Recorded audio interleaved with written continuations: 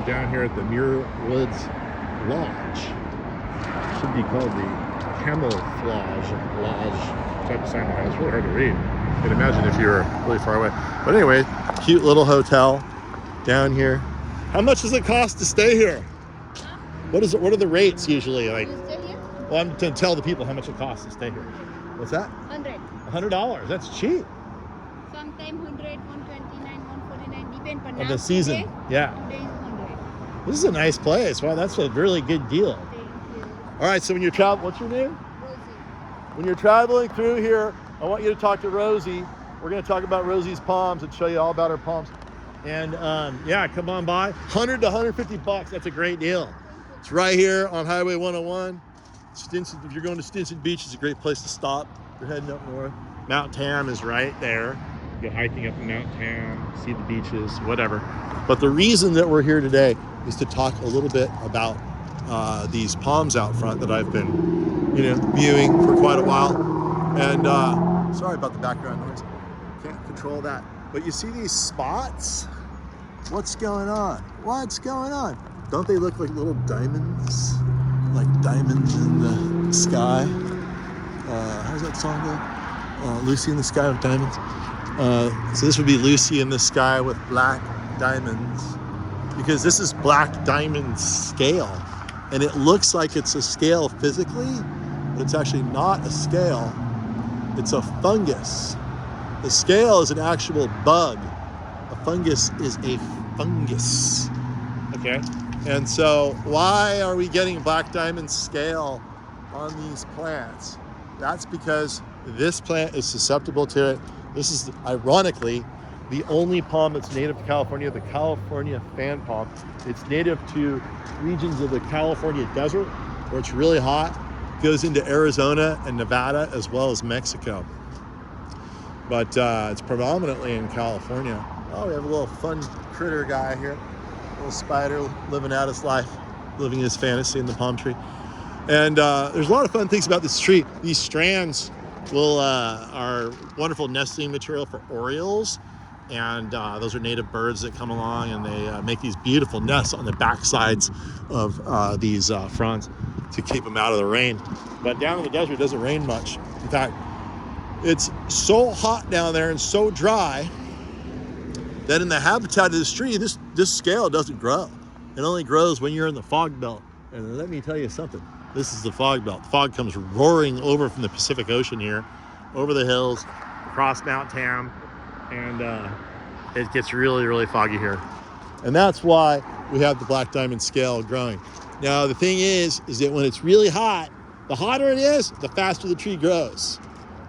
And the hotter it is, the slower the fungus can grow. See where I'm going with that? So if you're somewhere really hot, you get growth really fast, fungus growth really slow. And what does that do? That keeps the fungus at bay. The fungus actually exists down in the habitat, but it can barely grow. So it doesn't really affect the tree so much. Okay. And then,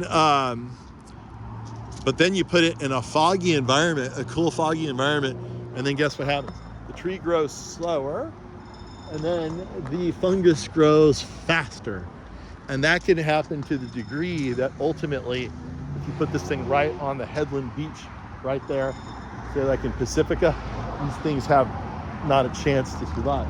Now here, the palms just kind of keep growing. You can see it's even got on the newer foliage up there, it's got a lot of black diamond scale occurring. But I bet the new frond doesn't have any, because it hasn't been in the environment long enough for the scale to move onto it. Like this frond here, I can see just the very beginnings of the scale. This is further down the line, but the 2 or 3 in the middle, they're fine. But eventually, if you put this in a cold enough environment, the scale will overtake the plant and it'll just flat out kill it, because I'm not sure what it physically does to a frond, if it's kind of eating it or whatever, cutting down the photosynthesis, but the tree doesn't like it. So, and the public service announcement portion of this video is to tell all these architects and designers out there, do not plant the California fan palm. There's a better option. Now, curiously here, we have 6 trees. Let's go look at them. So you saw the first one right there. You can see the overall look it gets when it has the scale. It's just like, it doesn't look so pretty because the fronds are all browning out prematurely. Here's another one. See, look at all this. All right. And this is what happens. This frond should still be green, but it's not. The scale just totally attacked it. And so here's another California fan palm right here. You can tell the California fan palm has a larger frond than a Mexican fan palm. It has, it's not quite as dark green. It's kind of a more off lime green. And in here it's pretty much, there's no red to speak of in the petioles of these plants. And then, but yeah, then we have another California fan palm. See here, look. Same problem, right? Same problem. Same problem. This is tree number 3 in the line. Many of you watching this might be like, I know where that guy is right now. I've driven by and looked at those palms before. I've been meaning to make a video here for like 5 years. I finally stopped and did it. Well, look at this one. Well, looky here. Well, looky. Do you see any black diamond scale? That's an emphatic Not a bit of black diamond scale for tree number 4, 5, and 6. It's almost like, I wonder how these trees came to be. They're all the same size. Someone come down here and be like, I want to get 3 of each. Or were they mixed up? Or were they planted at different times from different nurseries?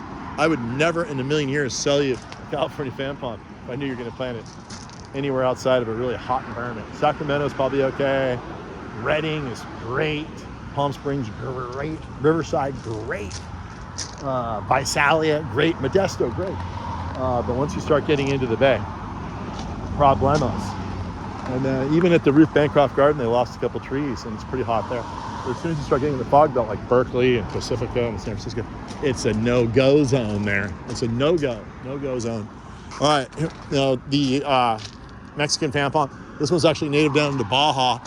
It grows in much more humid conditions down there and cooler conditions because it grows along the coast in Baja. And as we know, it's a cold ocean there. You might think of Mexico as hot, but it's rather cool.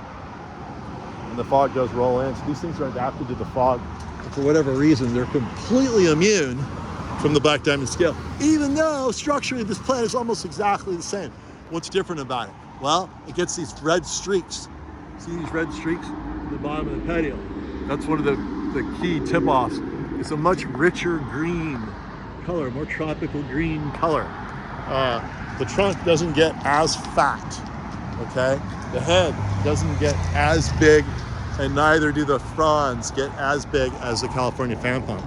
So it's really intriguing. It's quite remarkable, I think, that you have these trees that look so similar morphologically, yet one's completely susceptible to this problem, and the other is completely immune from this problem. We also can get hybrids that are really beautiful. They have fatter trunks, they have greener foliage, they have bigger heads, bigger fronds, and they're almost entirely immune from the problem. And they're so vigorous that usually hybrids are more vigorous than the parents, and they're so vigorous that they outgrow it. And you might see it a little bit in the hybrids, but not enough to cause anyone to even notice it other than people like me who know it's a hybrid, who see just a few little black spots on the oldest fronds.